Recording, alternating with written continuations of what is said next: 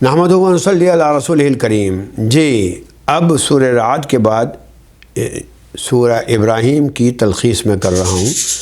سورہ ابراہیم یہ حضرت ابراہیم علیہ السلام کے نام پر یہ سورت،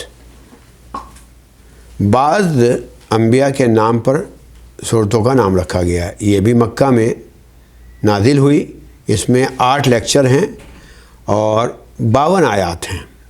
تھیم کیا ہے؟ وہی ماضی کی تاریخ سے گویا کہ سبق لیا جائے۔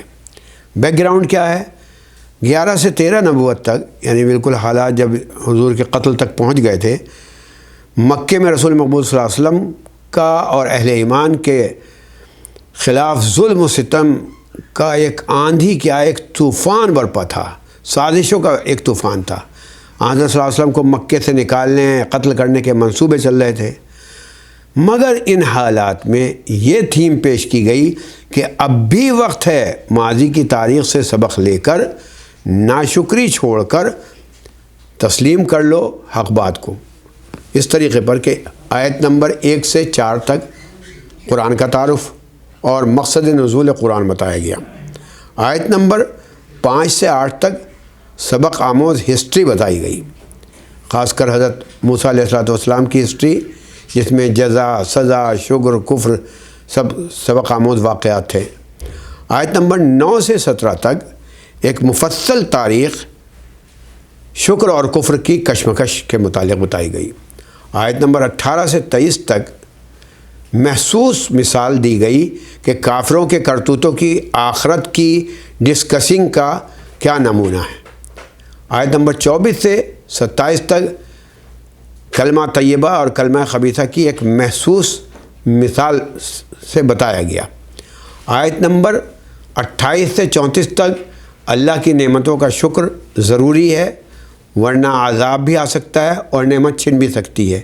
آیت نمبر 35 سے 52 تک حضرت ابراہیم کی تاریخ سے سبق لے کر توحید کو مان کر شکر کرنا چاہیے۔ اسی طریقے سے آیت نمبر 42 سے 52 تک دانشمندوں یعنی اہل ایمان کو بھی احوال قیامت اور عدالت قیامت سے ڈر کر رہنا چاہیے، یہ بتایا گیا۔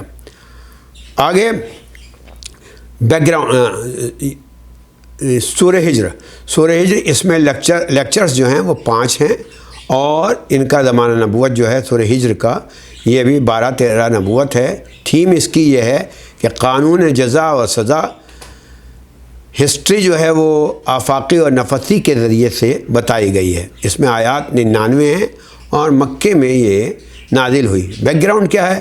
حالات بہت ہی ناگفتہ بہ تھے، یعنی بہت خراب تھے۔ دور نبوت کا تقریباً آخری ایام تھا، ظلم و ستم کی انتہا تھی، جسمانی ذہنی ٹارچر ہو رہا تھا، معاذ اللہ رسول اللہ صلی اللہ علیہ وسلم کو مجنون اور پاگل تک کہا جانے لگا تھا۔ اس وقت اپنے محبوب کو تسلی دی جا رہی ہے اور دعوت کی ہدایت۔ آیت نمبر 1 سے 15 تک رہبر انسانیت کو جس کو مجنون کہنے والے اور اللہ کے کلام کا مذاق اڑانے والوں کا انجام ہلاکت بتایا گیا۔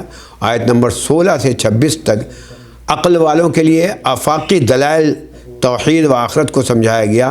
آفاقی یعنی فلکیات کے آسمانی دلائل دیے اور بتایا، نفسی دلائل بھی دیے، اور آدم و ابلیس کا واقعہ بتایا، یعنی میڈیکل دلائل بھی دیے، آدم و ابلیس کا واقعہ بتایا۔ پھر خیر و شر کی جزا سزا کا قانون بتایا گیا۔